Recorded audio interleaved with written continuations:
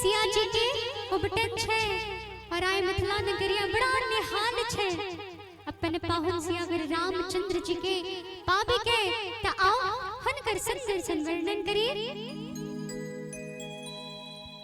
कि आज मिथिला नगरिया निहाल सखिया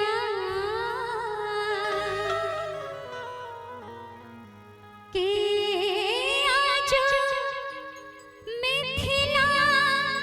नगरिया निहाल सखिया। और एक गीत के तो सब के सुनाइए है कि चारों दुल्हा में अपन पाहुन बड़का यानी राम जी बड़का कमाल सखिया। आइए म्यूजिक के साथ मीठ मीठ ताली के साथ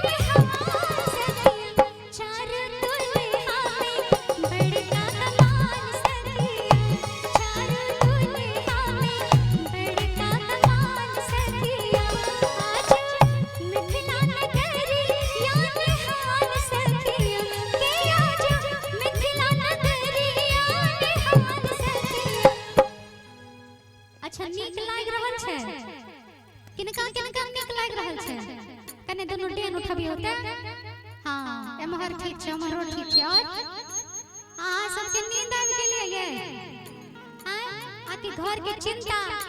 कि खाना नहीं बनेलिए केना खेते मर्दाना से ने से गोतने न छै त कने एक बेर दुर हाथ भगियो त जते भी भगवत्ता भगवती छी अगवत्ता से पछवत्ता तक सब के दुनो हाथ उठा लियो त सब कियो जिनका जिनका भगवती देने छथि से सब दुनो हाथ उठा लियो त आ कने तालियां बजा देबे त बढ़िया लाग जते कि चार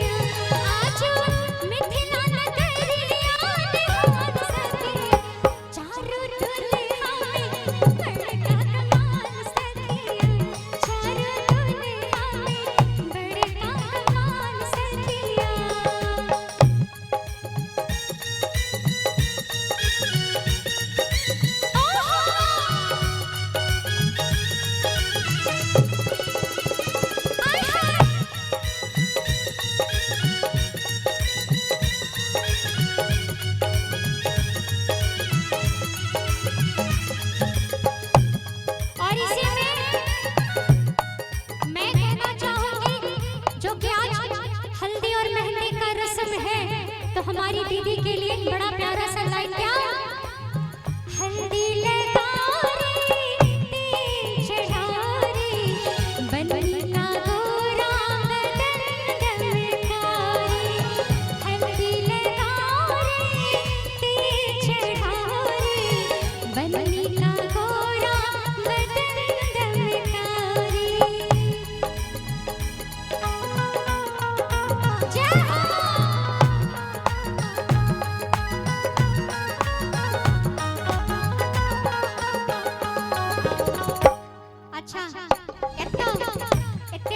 महापुरुष सब बैसल छी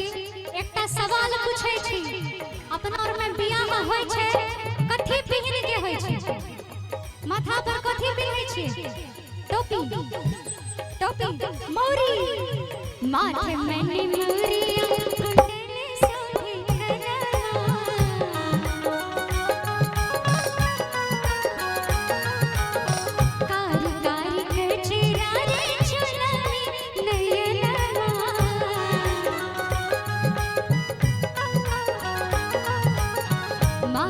मन मोरी या कुंडल सोहे करना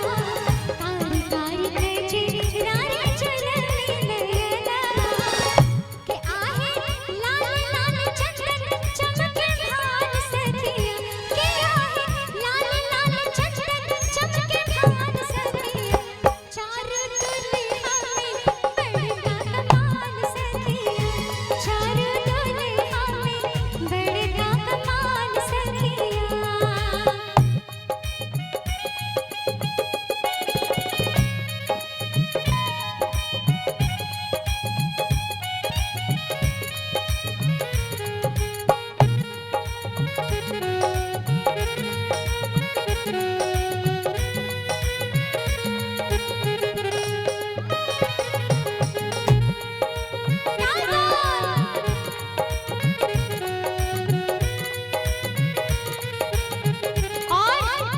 मीठा मीठा हर इंसान के जीवन में कोई ना कोई ऐसा जरूर होता है जो दिल से प्यारा हो, जान से प्यारा हो। कोई एक ऐसा जरूर होता है तो कहेंगे इनके लिए कौन है, इनके होने वाले पति